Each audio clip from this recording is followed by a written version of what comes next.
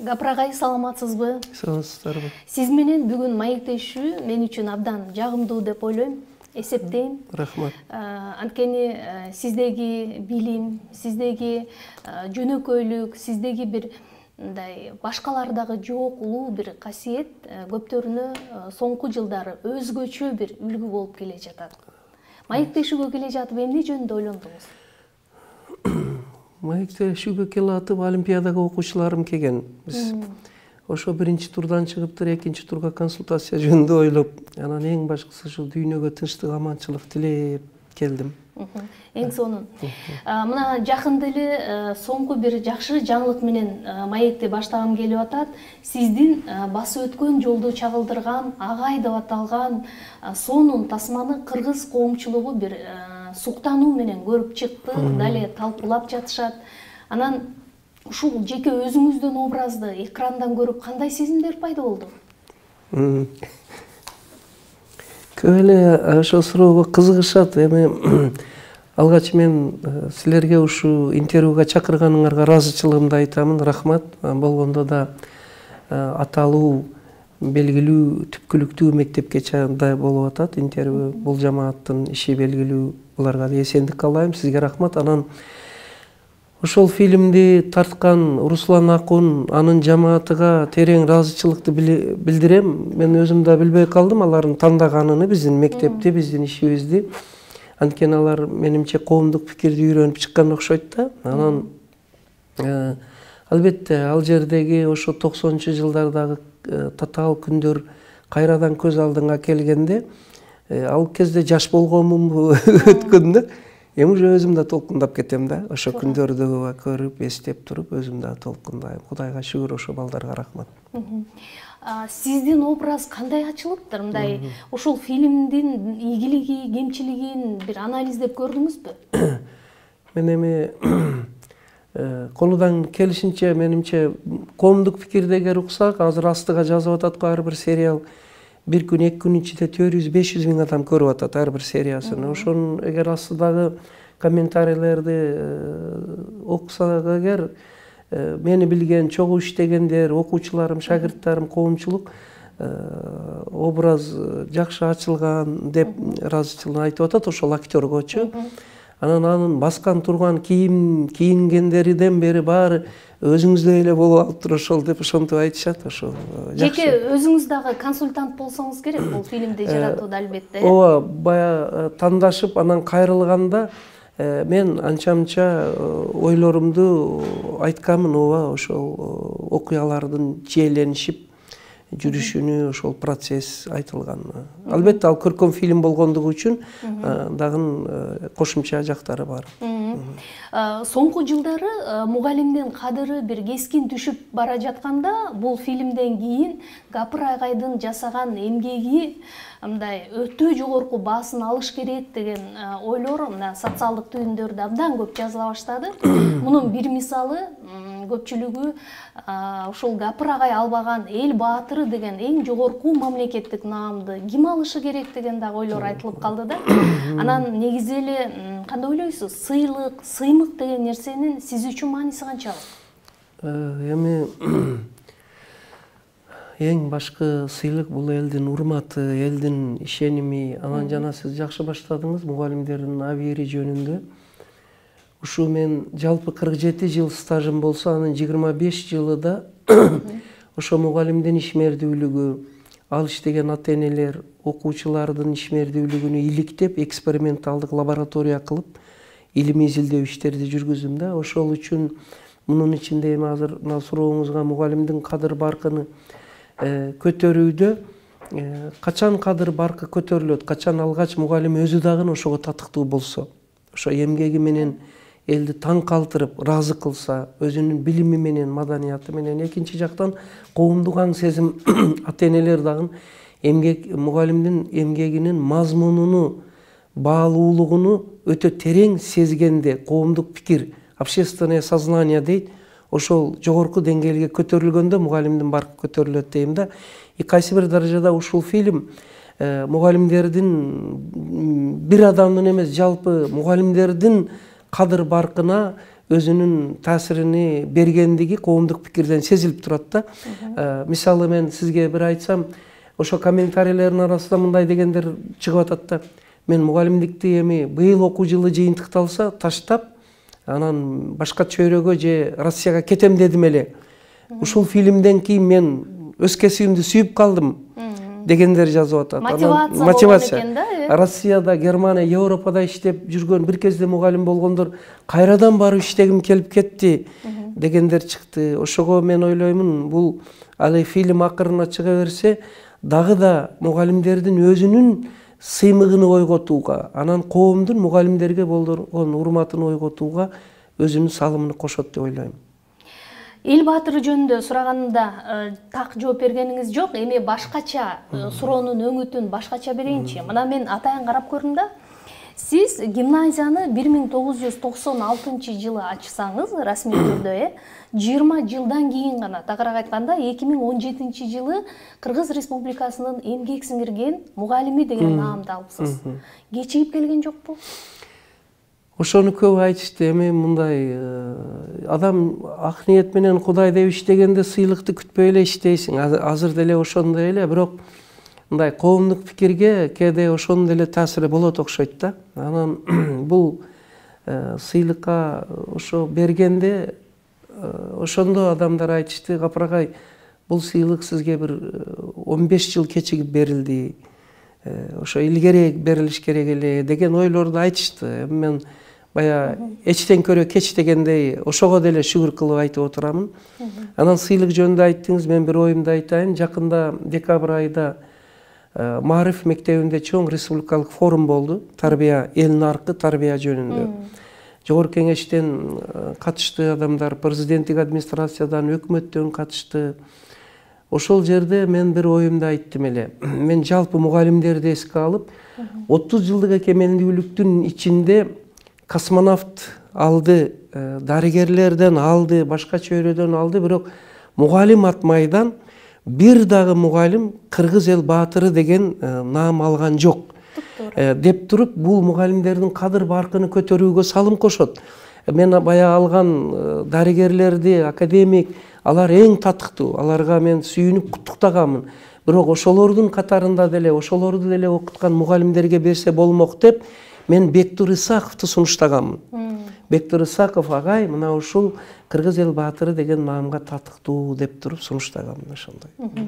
Эми ал күн дагы алыс эмес чыгар, буюрса коом муну көтөрүп аткандан кийин бул маселе бышып жетилди да. Бир өзүнүн кульминациясына келе турган учур келет го. Капырагай, айтыңызчы, жакында билим берүү жана илим министри Каныбек Иманалиев өзүнө 7 облустан коомдук башталышта кеңешчи аларын жарыя кылды. Анан эгер андай болсо, Баткен областы боюнча мына сизди кеңешчиликке бекитти да.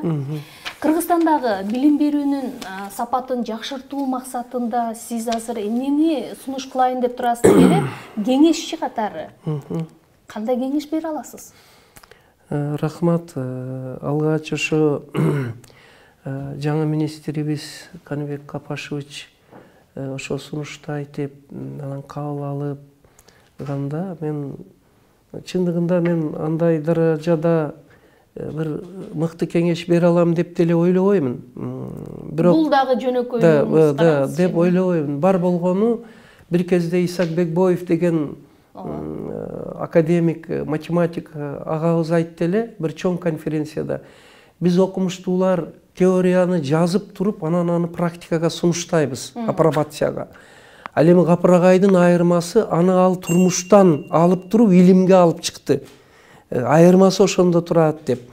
Ошондой эми анча жупуну кеңешти сунушту айта турган болсок, мен кеңеш деп айтышка деле тартынамын. Анткени Каныбек Капашевич өзү илимдин доктору. Дүйнөлүк деңгээлдеги илим билимге, саясий тажрыйбага ээ адам.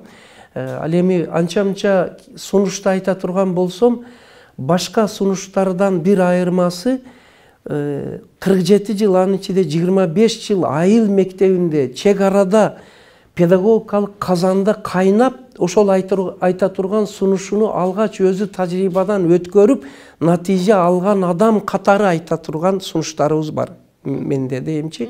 Азыр өтө көп сунуштар, методикалар, реформа боюнча сунуштар айтылып атат. Көбүнчө чет өлкөлөрдөн айтылат. Дүйнөлүк тажрыйбалар айтылат. Алар деле жакшы. Алар деле алыш керек, бирок бир айырмасы жана мен айткандай кыргыз кыртышынан, кыргыз менталитетинен, кыргыз турмушунан сынактан өткөн тажрыйбанын негизинде айта турган сунуштардын дагы өзүнүн баалуулуктары бар деп ойлойм. Бардык нерсенин башаты бул мектептен, фундамент деп коелук, мектептен калыптанып атпайбы? Анан бул жагынан келгенде сиз ушул жалпы билим берүү, орто мектептердин билим деңгээлин, сапатын көтөрүү боюнча мүмкүн даярдап койгон бир толук кандуу сунуштарыңыз бар чыгар? Мугалимдин кадыр баркыны дүйнөлүк деңгээлге, билим сапатыны жакшы даражага алып чыгуу боюнча жана жогоруда айткан эксперименталдык тажрыйбанын негизинде кээ бир сунуштарды мындай ойлоп турамын. Мисалыга, биринчи, мектеп канчалык акыркы технология, техниканын жетишкендиги менен каржыланбасын, ал жерде мугалимдин педагогикалык кесипкөйлүгүнү көтөрбөсөк, анын педагогика, психология, дидактика, методика анан өзүнүн өз кесип, өз предметини аз даражада билүү даражасыга жеткирбесек эгер, калганы бардыгы мындай каражат гана болуп калат дагы, анан фасад дейт, мындай жөн эле көрүнүш, үстүртөн эле болуп кала берет. Ошол үчүн натыйжа бербей калышы мүмкүн. Бул бир. Демек, мугалимдин кесипкөйлүк дареметини көтөрүш. Кесипкөйлүк даремет ал жалаң эле IT технологияны билген санарип мугалим эмес.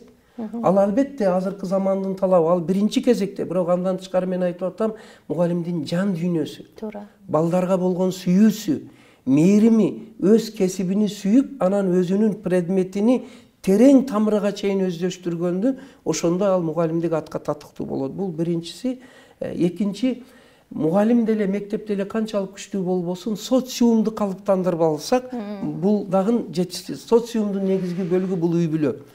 Бул бая мен көп лекцияларымда көрсөтүп жүрөмүн.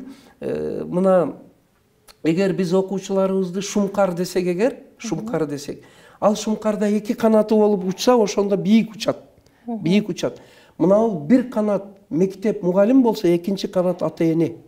Ата-эне билим берүү жараянына тең ата жоопкерчилик менен катышып, үй бүлөдө балдардын дептерини, күндөлүгүнү, кол жазмасыны, окуу техникасын, иштеген маселе мисалыны кызыгып карап койбосо, мугалимге жакшы оң имиш түзбөсө, анан келип сабактарга катышып турбаса, мугалим канчалык кыйын болбосун, түбү жок капка дан салгандай же кумга суу сиңгендей билим сиңбей кете берет да. Мына ушул экинчи бир сунушум. Ошонун жыйынтыгы энелер мектебини бардык мектеп балдар бакчаларында киргизип, ата-энелерге педагогикалык маданияттын элементтерини жайылтыш керек деп ойлойм. Мына сиз энелер мектеби деп айтып өттүңүз да, ушул сыяктуу бир нече мындай бир программаларды, сабактарды киргиздиңиз эле. Интеллектуалдык эмгектин маданияты, эне мектеби, дагы башка бир топ. Анан бирок бул ушул башка мектептерде эмнеге колдонулбайт деген маселе мени дайыма кызыктырып келет да. Мисалы, буга чейин деле бир топ министрлер иштеди. Сиз аларга сунуш кылып көрдүңүзбү? Же алар сизге келип киргизсек болобу деп айткандары болдубу, жокпу? Рахмат сизге. Буга чейин министрлерден Ишенгил Болжурова министр кезинде ошо Исак Бекбоев Кирниев дейт эле, азыркы КАОнун президенти кезинде ошолор экөөсү биригип туруп, бул Капырдын энелер мектеби, акыл эмгегинин маданияты, устаттык өнөрү бүт кыргыз кыртышынан бүтүп, кыргыз педагогторуна зарыл бир каражат болот экен деп атайын кат менен кайрылышып бир далалат болгон да. Андан кийинки жылдары чындыгында бир аз солгундап калды. Эми мен эч кайсысыны мындай көңүл бурбады, начар деп айткым келбейт. Андан Алмаз Бейшаналиевдин учурунда ушу Гапар Мадаминовдун авторлук программасы негизинде энелер мектеби ачылсын деп 2022-жылы ошо буйрук чыгарылды. Эми жана сиз айткан мектептерге эмне үчүн текши жайылбайт деген кайсы бир даражада туура, бирок азыркы күндө биздин 7 областта ушу эне мектеби АМди жайылтуу боюнча мынау төмөндөн демилге катары ыктыярчыларыбыз иштеп, азыр 7 областта тең ушу айрым мектептер, балдар бакчаларында бул иш-чара башталып жүрүп атат. Мына мисалы атап кетсем алардын атыны: эмеден Жалал Абадтан Эркингүл, Баткенден Нарбүү Курсанай дегендер, Таластан Салтанат Бейшенова, андан кийин Ысык көлдөн Дамира Назгүл дегендер, Чүйдөн Динара, Замира, Зарина дегендер, жалпы эле мен айтып кетсем, Оштон 7 дубанда тең ушундай бир бул демилгени колдо алып мектептерге, балдар бакчаларга жайылтып жаткан. Анан буларды өзүнүн тажрыйбасына киргизген мектептер дагы күн сайын өсүп баратат. Бирок ушул нерсе мындай массалык түрдө жайылбай аткандыгы албетте көңүлдүү, өкүнүчтүү да. Анан преемственность деген орусча сөз бар эмеспи? Мисалы, адатта министр болуп келгенде жакшы иш башталат, ал кетет. Мисалы, ал саясий нукта кетеби же башка негизде кетеби, бирок анын иши калып калат да. Ушул нерсени эмнеге биз уланта албай атабыз? Же сиздин оюңуз боюнча албетте ушул чейрек кылымга жакын тажрыйбаңызда далай министрлер менен иштештиңиз да. Кимиси көңүлүңүзгө мындай жакты, толду? Мисалы, Аскар Чукутаевич Какеев менен ошо фильмде бар, лицензия алып иштеген мына адамдын акылман философтугу, анан кийин мүмкүн көрөгөчтүгү, ошол киши ошо жардам бергендиги. Андан кийин мына Ишенгул Болжурованы айтып кеттим. Мына жакындагы эле Улан Мамбетакунов дагы өтө жакшы бир демилгелерди баштады. Анын бир демилгеси мектеп агайларга муктаж деген демилге баштады да. Вот эркек агайлардын мектепке тартылуусу боюнча иш-чараны баштады. Азайып кетти да чынында эле. Азайып кеткен. Анан окумуштуулардын аныктамасы боюнча мугалим агайлардын үнүнүн жугумдуулугу да жогору экен. Эми бул менен мен эжейлерди капа кылгым келбейт. Аларсыз мектеп болушу кыйын, бирок ошо анын үстүнө мектептеги уул балдар эркек агайлардын тарбиясыга муктаж да, чындыгыга келгендечи. Ошол ишти Мамбетакунов жакшы эле демилгени баштады. Ал дагы министрибизде бая АМ сабагыны жождорго, мектептерге киргизүү демилгеси менен чыкты. Биздин мына бая сиз айткан культура интеллектуальный туруда деген. Эми азыр мына Каныбек Капашевич да өткөндө жогорку кеңеште жакшы бир ойду айтты. Бекитүү процессинде дүйнөлүк, анан улуттук кыргыз менталитетине негизделген педагогиканы жайылтуу, пайдалануу, инновациялык методикалар жөнүндө дүйнөлүк, анан улуттук деп туруп бир синтез болсун деп атабыз да. Ушул эң туура жолда. Биз кээде башка бир чет мамлекетте болобуз, Финляндияда болобуз, же Японияда, Германияда, албетте дүйнөлүк тажрыйбасыз болбойт, обочолонуу болбойт. Бирок ошол эле убакта кыргыздын кыргыздыгы, кыргыздын өзүнүн улуттук менталитетине ылайыкташкан этнопедагогикасы, таалим тарбиясы өзөктүү болуп турса жакшы болот деп ойлойм. Гапар агай, айтыңызчы, мына 25 жылдан ашык ушул гимназияны түптөп, жетектеп келдиңиз. Районо, облоно деп болгон жоксуз. Анан жашыраак кезде билим берүү тармагынын башына келсем деген бир ойлор жаралган жок беле? Же сунуштар болдубу? Мисалы, жаш кезде баары бир болбой эле көкүрөктө бир амбиция болот да. Рахмат сизге.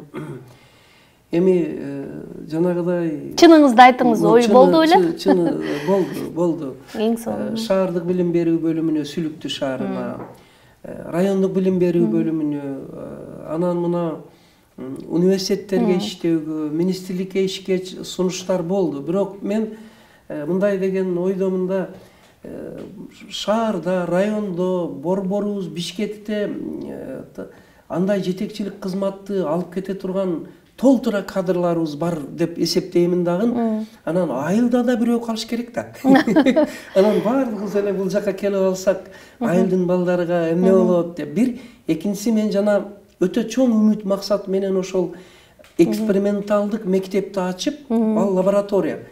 Мен ушуну бир натыйжага алып чыгайын. Ошого мени сыйлаганыңарга рахмат. Мага эң чоң жардамыңыздар, мага тийбей туруңуздарчы. Мен муну кондицияга алып чыгайын деген максат менен 26 жыл ошо мектепти жетектешиме, иштешиме, ал жерде толтура эксперименталдык тажрыйбалар өткөрүлдү да. Азыр мына чыккан китептерим анын 9-дан 1 гана, бир тамчысы. Багы каныңыздан жаралган баладай эле да ал гимназиячы, анан таштап кетиш чындыгында кыйын болду экен. Анын үстүнө чек ара, мугалим табыш кыйын. Туура. Биз ошол Тажикстанда мугалим чакырып, англис тил, информатика мугалимдерин өткөзүп жүргөнбүз. Эми кийинки жылдары калып калды. Анан ал жерге барып мугалим иштеши кыйын. Мына шаарларда, райцентрлерде мугалимдики азыр Кудайга шүгүр, мына президент жетекчилигибизге мугалимдердин айлыгын көтөрдү. Азыр мугалим болуп иштейм дегендер кайта келип атат. Бул жакшы процесс. Ал эми бизде чек ара болгондугу үчүн шартыбыз татаал, какыраган чөл, ээн жер. Ал жерге барып мен мугалим болуп иштейм деген өтө сейрек. Ошол үчүн ал жерде иштеп туруу зарыл деп эсептеп жүрдүм да. Айтыңызчы, жылдардын өтүшү менен мындай билим берүүдө стандарттар, анан усулдар өзгөрүп жатат да. Анан гимназияны дайыма бир замандын талабына жараша кармап туруш менимче сиз үчүн бир топ эле түйшүктү жаратып атса керек. Азыр кандай аракет көрүп атасыз? Азыр санарип болобу, кийин мындан аркы дагы жаңылыктар болобу, ошол сапат мугалим үчүн керек. Ал биз ошол сапатты дайым толтуруп турууга басым жасадык. Эгер ал сапат болсо, мугалим ар кандай жаңылыкты оңой кабыл алып, адаптация болуп кете берет, өзгөртүп кете берет. Мына азыр биздин айылдагы мектеп мугалимдерибиз инновациялык техника, технология, методика, сынчыл ойлом, келгиле окуйбуз, башкасы IT технология эч кайсыдан артта да калган жок, андан кийин четтеп да калган жок. Анткени алар бая мен айткан фундаменталдык жөндөмдөргө, функционалдык педагогикалык жөндөмдөргө эгедер болгон мугалимдер, биздин тажрыйба ошого багытталган. Алар кайсы десеңиз, бир экөөсүн мен айтышым мүмкүн. Жылдын бүгүнкү күндө баягы мисалы бир азыр келечектин педагогу өзү кандай болушу керек деп ойлойсуз? Ушул шартта. Ушул шартта жанагы сурооңуздун улансын мен акырына чыгарып коеюн. Кайсы гана жаңы технология болбосун, мугалим үчүн кебелбес сапаттар булар биринчи кезекте токтоосуз, тынымсыз окуп, өзгөрүп турууга даярдык. Каалоо, ишке. Каалоо, даярдык. Каалоо жана даярдык ошо. Экинчиси мугалимдин өзүнүн акыл маданияты, интеллектуалдык эмгектин маданиятына ээ болуусу. Мынау интеллектуалдык эмгектин маданиятына ээ болгон мугалим анын акыл эси, парасаты, жөндөмү алмаздай болуп калат экен дагы.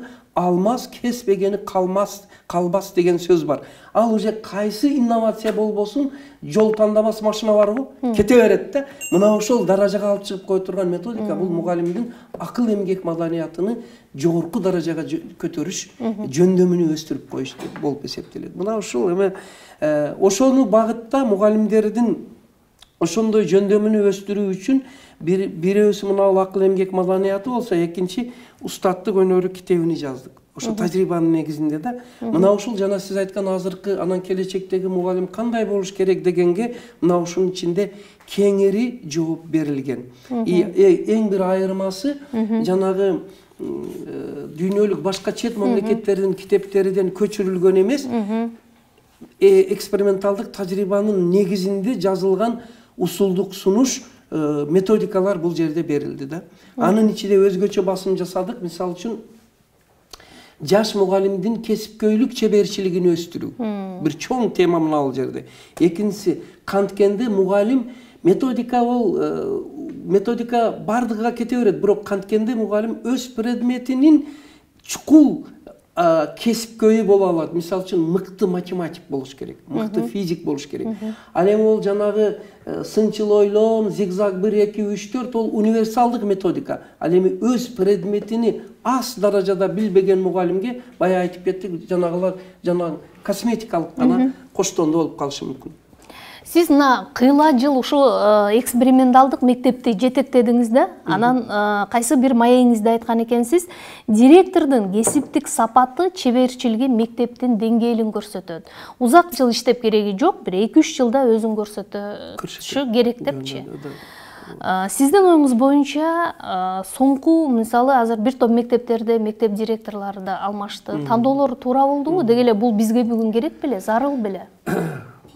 Бир өңүттөн алып караганда туура болду. Ошо кээде узак жылдар иштеп, анан чарчап калган мугалимдердин эс алуусу жакшы болду. Анан жанагы тест аркылуу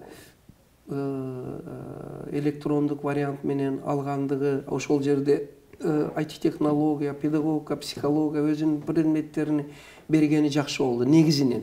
Бирок бир-эки эске алчу жагдайлар бар. Аны трафарет катары албастан, аны өркүндөтүш керек. Ошол жобонун өзүнү дагы. Мисалы үчүн, эч кайсы компьютер өлчөй албай турган мугалимдин, директорлук дареметин өлчөй турган бир сапаттар бар да, аны компьютер менен электрондук вариантта өлчөш кыйын. Мына ушул жагыны ойлонуштуруш керек деп ойлоймун. Мисалы үчүн, анын ичинде кайсылар дегенде адамгерчилик сапаты, гумандуулугу, балдарга болгон сүйүү, аны компьютерде өлчөш кыйын да. Жанагы тесттерди жаттап алып, өздөштүрүп, максималный балл алыш мүмкүн. Ал эми жан дүйнө, ал такыр башка. Мындайча айтканда, эсептөөгө не поддаются дейт да, берилиши кыйын. Ушул маселени да ойлош керек. Экинчиден, кээде мисалы үчүн мына Сухомлинский, Макаренко сыяктуу директорлор, мугалимдерди алып көрсөк эгер, мына азыр МГУда Садовничий деген бар, ректор. 30 жылга жакын болуп калды. Эгер да ал мугалим иштеп турса, натыйжа берип аткан болсо, Олимпиада, ОРТ билим сапаты жакшы болсо, эми албетте жаңылануудан дагы артта калбаган болсо, эмгегинин натыйжасы боюнча дагы бир критерий киргизип койсо жакшы болот эле дейм. Эмгектин натыйжасы боюнча.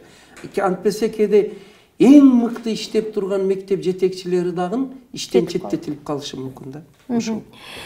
Азыркы кезде балага инвестиция салыш керек деген маселе көбүрөөк пикирлер айтылып атат да. Баягы көпчүлүк ата-энелер, мисалы колунда тыйыны барлар, жеке менчиктерден, жеке балдар бакчасынан окутканга аракет кылып атышат да. Анан негизи сиз болсо ошо мектебиңиз аркылуу эле элетте эле окуткан балдарыңыз эң жогорку престиждүү окуу жайларга өтүп атат, чет өлкөлөрдө окуп атат. Анан негизи сиздин сырыңыз эмнеде болуп атат ошо жерге келгенде? Рахмат. Сыр деле жок. Сырыбыз ошо Кудай деп ак ниет менен иштегендигибиз. Анан эми жанагы ошол сиз айткан престиждүү окуу жайларга туура айтасыз. Мына 230 окуучу окуган мектебибизден 85 баланын Медакадемияга бюджетке өткөнү бул чындыгында мындай мактаныш эмес, сыймыктана турган иш да.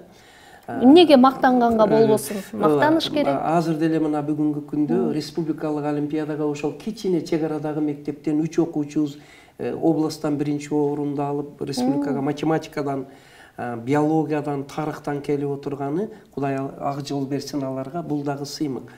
Анан жанагы престиждүү деген бүгүнкү күндө 75 окуучубуз Америка, Германия, Япония, Турция, Россия, Кытайдын престиждүү жогорку окуу жайларында окуп атат.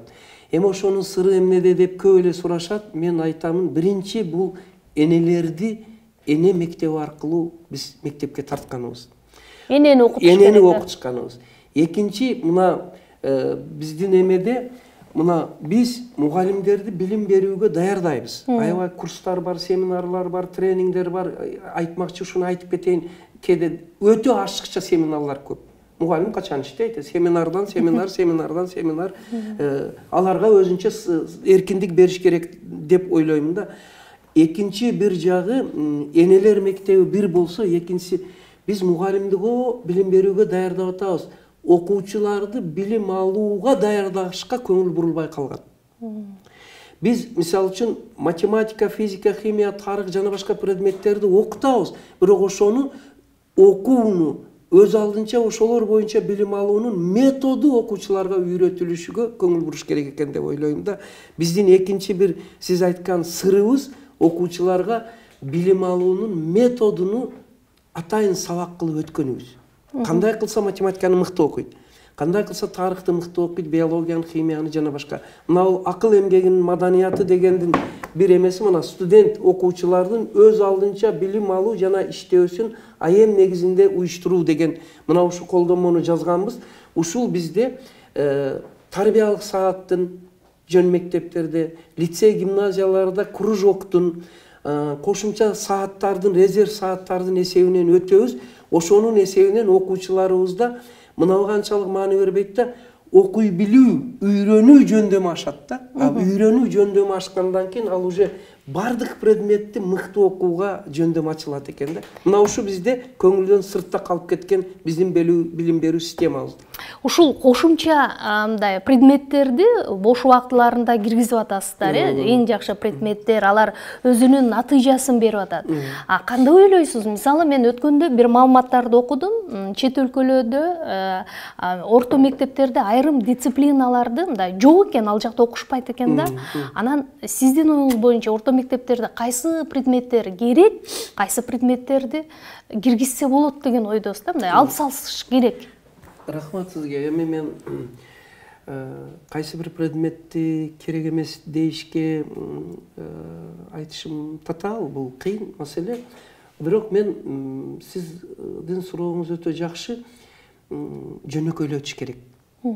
Китептери, окуу китептерини мындай окуучулар өздөштүрүүсүнө ылайыкташтырып бериш керек. Анан көбүнчө котормо китептер болуп атат. Татаал, Котормо китептер татаал болуп, анан өтө илимий тил менен жазылып калгандыгы балдарды макул, андай татаал китептер да болсун, бирок ал тереңдетилип окутулуучу мектептерде уклон дейт, багыт менен окутулуучуларды ал эми жалпы орто мектептер үчүн бир аз түшүнүктүү, бир аз прикладной дейт, жатык тил менен берилсе жакшы болот дейм. Анан сиз кайсыны киритиш керек дегениңизге менин сунушум бар.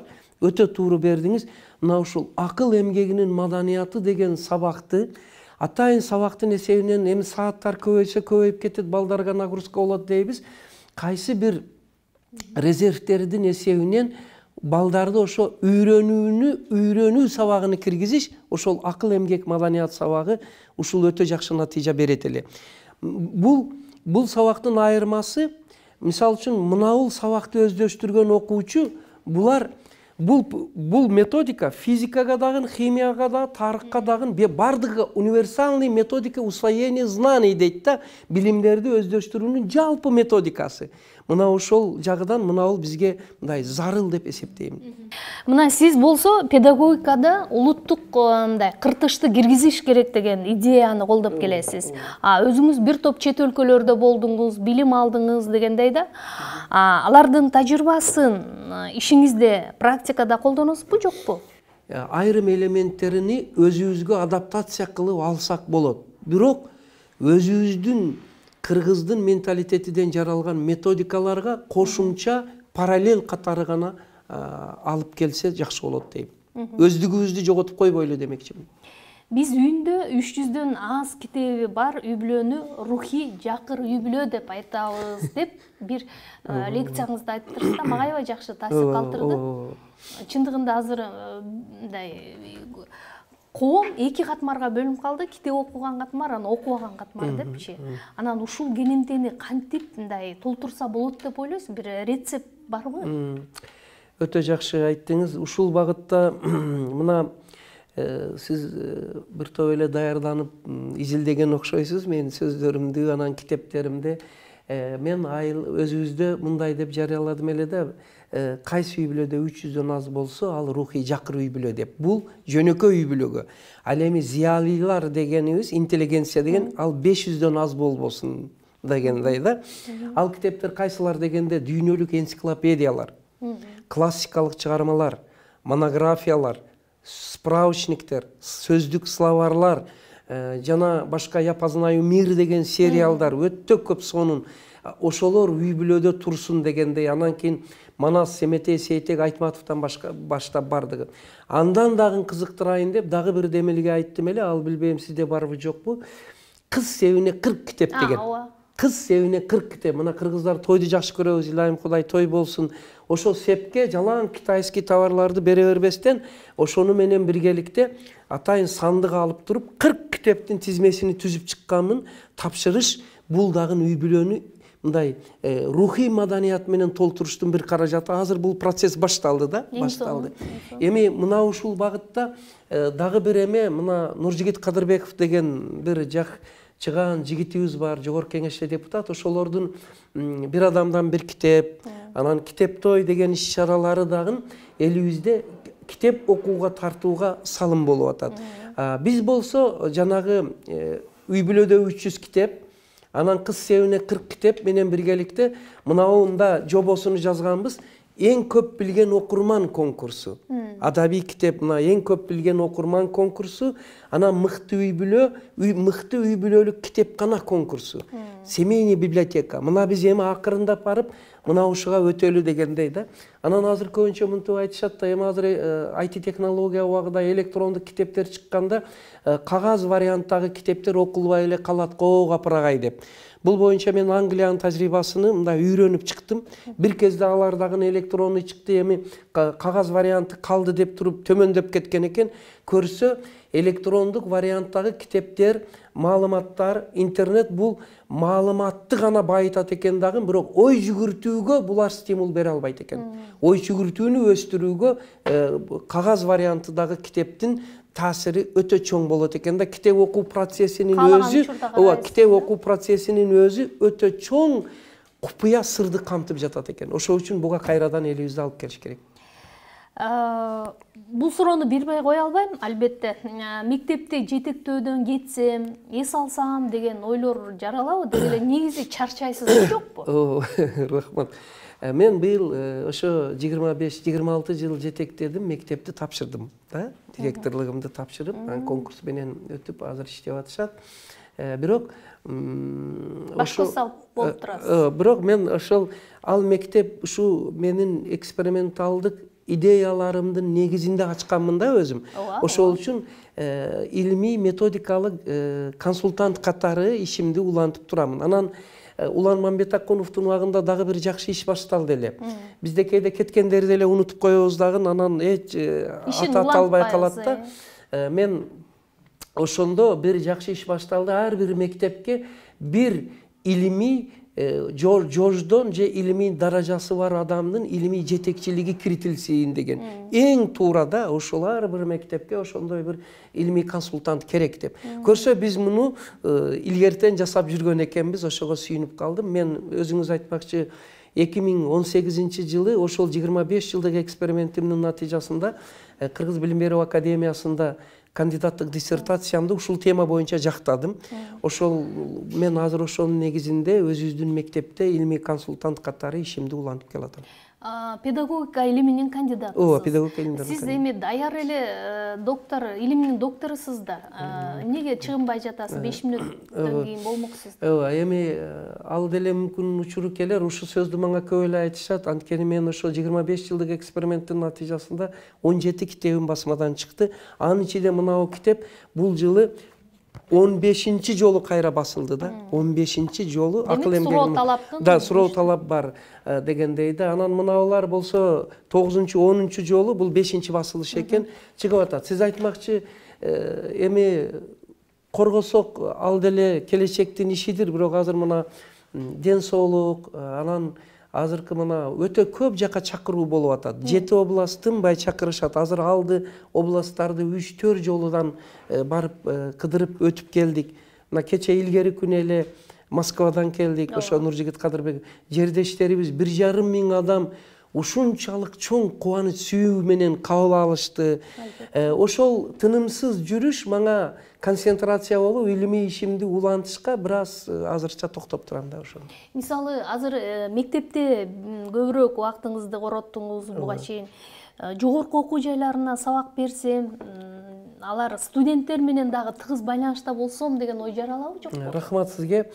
Ошо илгери деле сунуш болуп жүрдү эле, бирок 2000-жылдан баштап мен Ош мамлекеттик университетинин педагогика кафедрасы Гүлмира Жутанова, анан Кудайберди Гапыралы иштердин чакыруусу боюнча Ош мамлекеттик университетинде ошо доценттин милдетин аткаруучу, анан окутуучу болуп сабак лекциямды өтүп турамын.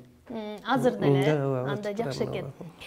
Дагы бир жакшы сунушту берипсиз. Менин оюмча да, эми бул жеке пикирим, мектептердин иши менен ошо мечит, медреселердин ишинде мындай тарбиялык багытта кызматташуу болуш керек деген ойдучу. Бирок коомдо биз азыр светтик мамлекет деген түшүнүк менен жашайбыз да. Бул нерсени кантип мындай ишке ашырса болот?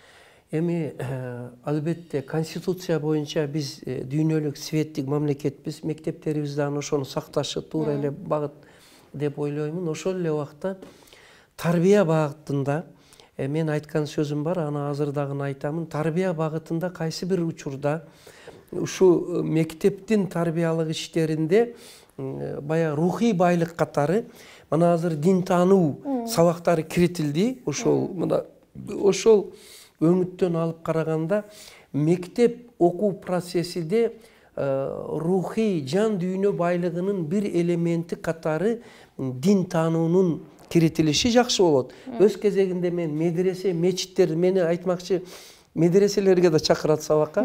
Анткени мына акыл эмгегинин маданияты ошо Кур'аны Каримди, хадистерди, араб илим тилимни үйрөнүүдө дагы жардамы тиет экен да. Ал эми мен медресе, мечиттеги таксырларга бир сунушумду айтып атамын. Сиздер иман, ислам илимини жайылтуу менен биргеликте мечитке, медресеге келгендерге бир аз убактыңыздарды бөлүп, балдарыңарды математика, физиканы окуткула, техниканы окуткула, дүйнөлүк тилдерди окуткула. Ислам дүйнөсү илим ал деген, ол бөлүп айткан эмес. Керек болсо бу физика, химия дагы ошол Кур'аны Каримдин эң чоң тафсири деп айтканымда аны туура кабыл алышып, ошо азыр кээде биз жакта ошо молдокелер мечиттерде айтып калат, Гапырга айткандай балдарыңар физиканы окусун, химияны окусун деп. Ушу кызматташууга барышыбыз керек да. Бая Чыңгыз Айтматовдун убагында бир чоң көз караш башталган эле диалог культуры деген. Маданияттардын диалогу деген. Ал эми дин дагы бул маданият, биздин билим берүү дагы маданият. Бул жерде ар кимиси өз өзөктүгүнү сактап туруп диалогко барса, менимче мындан эң жакшы синтез болуп чыгат дейм. Адамгерчиликтин үлгүсүн көрсөткөн балдарга мындай өзгөчө бир сый урмат кылып, аларга мотивация бере тургандыгыңызды дагы уккан жайым бар да. Бул бала үчүн ушунчалык маанилүүбү? Бул ушунчалык эмес, өтө маанилүү. Ошол өңүттөн алып караганда мен айттым го, жана 25 жылдын ичинде өтө көп эксперименталдык сыноодон өткөрдүк. Анын азыр чети гана айтылып атат да. Ошондой анчалык айтылбаган дагы бир сабагыбыз инсан таануу деген сабак. Инсан таануу сабагыбыздын максаты азыр техниканы, IT технологияны, химия, физика бардык сабакты эң жакшы билиш мүмкүн, бирок аалым болуш оңой, адам болуш кыйын дегендей, азыр эң сонун азыркы замандын адиси, бирок адамгерчилик жагыдан мындай роботтун коштонусундай болуп калган адамдардан Кудай сактасын деп. Ошол үчүн биз инсан таануу сабагыбызда адамгерчилик, иман, инсап, мээримдүүлүк, кайрымдуулук, анан элпектик сыяктуу сапаттарды окутабыз. Ошого үлгү болгон адамдардын тарыхтан, мына дүйнөлүк тарыхтан алып чыгып окутуп атабыз. Лидерлер менен биргеликте, мисалы үчүн Конфуцийден баштап, Мухаммад пайгамбарыбыз, Рузвельт, Черчиллден баштап туруп, анан Аристотель, Платондон баштап, Махмуд Кашкари жана башка Исхак Разаков, Жусуп Абдырахмановдордон бери өзүбүздөн чыккан улуу инсандарды, Иса Кунович Акынбаевтар сыяктуу адамдарыбыздын адистик катары дагы, анан инсандык катары дагы бийик сапаттарын бергенде гана биздин балдарыбызда толук мазмундуу инсандык сапат калыптанат деп ойлойбуз. Гапыр агай, айтыңызчы, кээде мыкты педагогдун өз балдарына таалим, тарбия берүүсү дагы кыйын деп айткандарын угуп калам да, өздөрүнөнчү кыйын болду деп. Анан бирок мен байкаганым, сиздин балдарыңызга берген таалим, тарбия абдан мыкты болгон экен.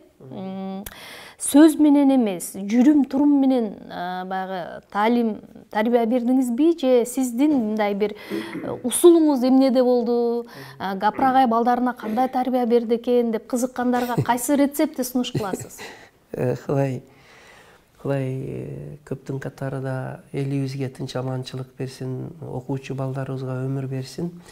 Мен ошо туура эле айттыңыз, жанагы балдарыбыз кээде күлүп калат эле, атабызды кээде эле көрөбүз дем алыш күндөрү депчи, таңгама алып кетип, анан түндө саат 11-12-де келип, бирок ошол эле убакта апасы менен биргеликте сүйлөшүп, тарбия бериш үчүн жалаң эле алдыда олтуруш мүмкүн зарылдыр, бирок ошол эле убакта ата эненин жашоо образы, анын жан дүйнөсү, жасап жаткан иштеринин өзү эле кыйыр түрдө тарбия берүүсү мүмкүн окшойт дейм. Анан үйдө эң башкысы мындай тазалыкка, адилеттүүлүккө, адамгерчиликке, эмгекке негизделген климат түзүлсө, бая өзү, ошо климат өзү тарбиялайт окшойт деп ойлойм. Мен өтө өзгөчө бир алар менен тарбия берип отурдум деп айта албаймын, бирок Кудайга шүгүр ошол климат бар үчүн өтө жупуну жашадык. Мен кээде ошол фильмдеги туура эле балдарым сникерс жегениге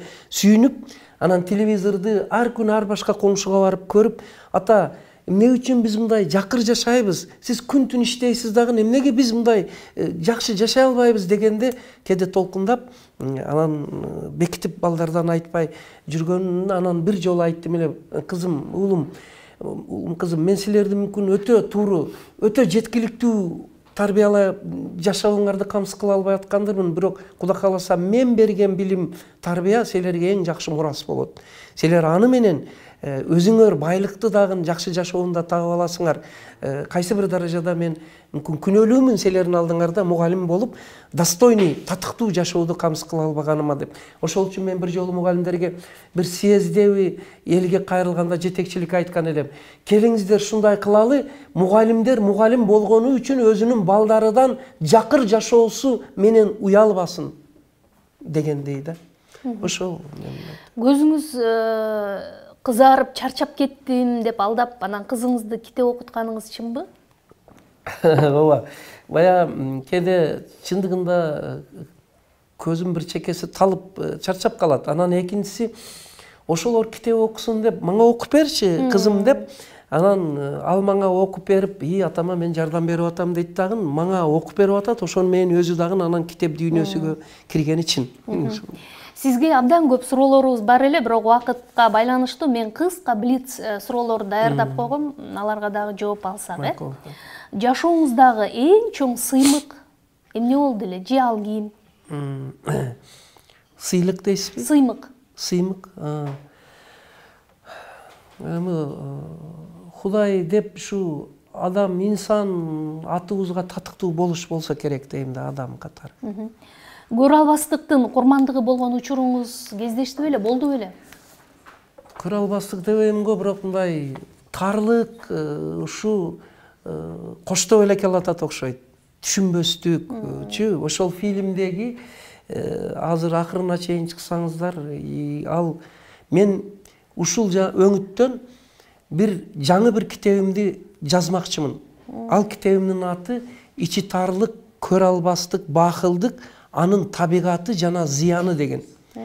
Байкасаңыз, Манастай атабызды ок алдыдан тийген эмес, арттан тийген. Жусуп Абдырахмановтай, Ысхак Разаковтай аталарыбызды ошо көрө албастык түйүнө жеткен. Мен айтам, эчендеген соонун кыргыздын уул кыздары дал ошол көрө албастык, ичи тарлыктын курмандыгы болуп, өздөрү ойлогон улуу максаттарын ишке ашыра албай жүрөт дейм да. Ошол үчүн ошо китебимде шуну баарына баяндап берейин деген оюм бар. Качан чыгат бул сонун китеби? Оюмда, бирок алы мөөнөтүн айта албайм. Сиздин мына берүүңүздөн пайдаланып айтмакчымын, элге кайрылып. Кыргыздар, келиңиздер, бири-бирибизге даргөөбүздү кең кылалы. Баягы китебимдин квитэссенциясы ким бирөөгө ичи тарлык, бакылдык кылса, мүмкүн ал адамга бир аз зыяны тиет. Бирок эң чоң зыяны өзүгө тийишини билсе, коркуп кетип аны кылбай коет да. Ушуну бермекчимин. Ар бир адамга окушу керек деген кайсы 3 китепти сунуштайсыз? Ар бир адамга окушу керек деген китепти, 3 китепти сунушташ кыйын. Эми мен айтар элем, мына Ой гүлдөрү деген китеп бар. Ой гүлдөрү деген китеп бар. Анан афоризмдери. Да, тарых икаялар бар. Андан тышкары дагы мына хадистерди окуса жакшы болот. Андан кийин мына улуу инсандарыбыз жөнүндө тандап бирини ошо үчөөдүн бириге киргизсе болот да. Мисалы үчүн Исхак Разаков жөнүндөгү китептер, өмүр жолу. Өзүңүздүн принциптерге каршы келген нерсени жасадыңыз беле? Мүмкүн жаңылып жазып дегендей. Эми биз адам пенде болгондуктан катаалыкка жол беребиз болгон болуп да келет. Эң башкысы ошол көбүнчө принципке туура келбесе, ошол үчүн да фильмде көп, мен өтө көп кагылышканмын да. Анан көп адамды өзүмө каршы коюп алат окшойм. Принципти сактайм деген адамдын досуга караганда келишпеген адамдар көп болот окшойт. Келечекте мындай үйрөнгүңүз келип жүргөн нерсе барбы? Өтө көп. Өтө көп. Үйрөнгүм келип жүргөн нерсе дүйнөлүк дагы улуу эмгектерди окуп чыксам деймин. Андан кийин техникалык, инновациялык жаңылыктарды үйрөнсөм деймин. Тил, дүйнөлүк тилдерден үйрөнсөм деймин. Эң башкысы мындайда биз эки чоң китеп бар экен, ошого маани бербейт экенбиз да бул дүйнөдө. Ал китептин бири бул турмуш китеби. Турмуш китеби бул миллиард бети бар китеп да. Бул экинчиси табигат китеби. Мен ушу эки китепти өмүрүмдүн барыча үйрөнөйүн дегенмин, Кудай кааласа. Эң сону кайсы иш аракетке кайратыңыз жетпеди? Эми кайсы иш аракет өтө күчтүү суроо. Жетсе ошо жакшы болот эле дегеним, ушу Энеме китеби айемди жана сиз айткандай Кыргызстанга текши жайылсак, инсан таанууну жайылсак жакшы болот эле. Акырына башталды, бирок акырынача жетти деп айта албайм. Ушул ойлон турат. Өлкөнүн президентинин эгер жолугушуу болсо, эмнени сурайт элеңиз же эмне өтүнүч келтирмек элеңиз? Өлкөбүздүн президентине жолуксам, бир-эки жолу жолуктум. Мен филармониядагы жолукканда мынтип айттым, ошону дагы кайталап айткым келет. Кыргызстанда бир кумтөр бар экен. Ал кумтөр мына бар болсун, алтындын кени. Бирок мен президентибизге чоң залда филармонияда кайрылып айттым, мен 25 жылдык экспериментте 7 миллион кумтөр таптым деп. Бардыгы таң калды. Ошонун ичинде президент өкмөтүбүздө бар эле. Бул ар бир кыргызстандыктын башы бир кумтөр. Болгондо дагы экологияны бузбаган кумтөр, коррупцияга барбаган кумтөр. Бар болгону ошол кыргызстандык 7 миллиондун таалим тарбиялуу болуп, билимдүү, иман, инсаптуу болуп, өркүндөп, жакшы өсүүсүнө шарт түзүү деген кайрыл. Табияттан тыш кандай бир жөндөмгө ээ болгуңуз келет да өзүңүз? Ошо адамдардын жүрөгүдөгү баягы ичи тарлык, көрө албастыкты жок кылып жүгөрө турган жөндөмгө ээ болгум келет. Адамдардын акмиет, мындай жайдары болуп, күлүп бири-бирине тиктеп, анан бири-биринин жакшылыгына о деп сүйүнө турган сапатындай ошону киргизип койгум келет. Сиз сураган сапатым болсо эгер. Өзүңүз да айтып өттүңүз, чындыгында баягы улуу инсандардын өмүр жолуна, баскан изине көбүрөөк кызыгып, автобиографиялык чыгармаларын окуп, анан аны дагы ошол гимназияда балдарга окутуп келе жатпайсызбы? Өзүңүздү кайсы атактуу инсан менен салыштырып келесиз да, мындай сиздин басып өткөн жолуңуз бар деп ойлоносузбу? Мен ушул болсом деп. Андай адамдар көп эле да, көп эле ошо баягы атын атаган инсандардын баарына ошондой ал даражага өзүмдү теңебесем дагы, ошолордун 1000-ден 1 үлүш эмгегини биз да жасап кетсек деген ойда. Китеп окуп же кино көрүп атканда ыйлайсызбы, жокпу? Көп ошондой болот. Ошо таасир кылат. Ал эмес жөн эле бир адамдын аруузат инсандык сапатыны, бирөөгө кылган жакшылыгыны, жакшы сөзүнү, мамилесини көрсөм деле толкундайм. Адамдарда ушу сапат бар экен, Кудайга шүгүр, көп болсо экен депчи. Ошо кээде ошондой болуп калам. Туура. Телефондо, интернетте көпкө отурасызбы? Социалдык түйүнгө кандай мамилеңиз? Ушу телефондо олтурганда мен жанагы өзүмдүн багытымдагы иштерди жүргүзүү үчүн отурам да. Анан мына телефонду баардыгы сындайт, тилдейт. Мен аны кайта, мына мисалы үчүн биздин мектепте тыюу салынган жок да. Тыюу салынган жок. Вообще тыюу салынган нерсе таттуу болот деген сөз бар, орусчачы. Анын ордуна аны пайдалануунун методдору жөнүндө айтып койсо жакшы болот. Анын ичинде канча сонун маалыматтар, илимий, методикалык, дүйнөлүк жаңылыктар бар. Бар болгону чеги менен пайдалана билүү. Анын ичине сүңгүп кирип кетпестен, бая мен айткан турмуш китебини, табигат китебини, анан кагаз жазылган китептерди окуп, эң чоңу мен кече Москвадан келатып жолдо жанымдагыларга айттым. Адамдар азыр алыстагылар менен сүйлөшүп үйрөндүк, алдыбызда телефонду карап үйрөндүк, бирок жаныбыздагы адамдарга кызыгууну токтотуп койдук деп. Ошол үчүн мен көбүрөөк адамдар баарлашса, бири-бириге кызыкса, ой бөлүшсө деп ойлойм. Сизге мен чын дилден ыраазычылык билдирем. Рахмат. Сизге ийгилик каалайм. Рахмат. Бекем ден соолук, күч кубат каалайм. Дайыма жөнөкөйлүгүңүздөн жазбаңыз. Анан сизди сүйгөн коомчулуктун дайым назарында ийгиликтерди жаратып жүрө бериңиз. Рахмат. Мен да ушул учурдан пайдаланып, жалпы бир эки ооз сөз айтып коеюн деймин. Алгач ошо бардык эле мектептерди мен чакырат элем, келиңиздер, ата эне мектеби аркылуу мектепке билим берүүгө ата энелер тарталы. Экинчиси, окуучулардын билим алуу жөндөмүнү, акыл эмгек маданиятын өстүрөлү. Ошого басым жасайлы. Үчүнчүсү, мугалимдерибиздин педагогикалык дареметин өстүрөлү.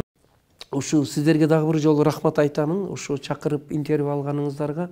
Кыргыз элиме, дүйнөгө тилерим Кудай тынчтык болсун. Согуш болуп жаткан жерлерде тынчтык орносун. Жаштар өмүрлүү болуп, ооруларга Кудай шифа берсин. Чек арадагы аскерлерибизди Кудай сактасын. Бардык дүйнөдөгү адамдарга бир жакшы пейилдин, тынчтык, аманчылык, ток пейилдиктин 100 000 жылдыгы келсин деп тилейт элем Кудайдан. Айтканыңыз келсин. Рахмат.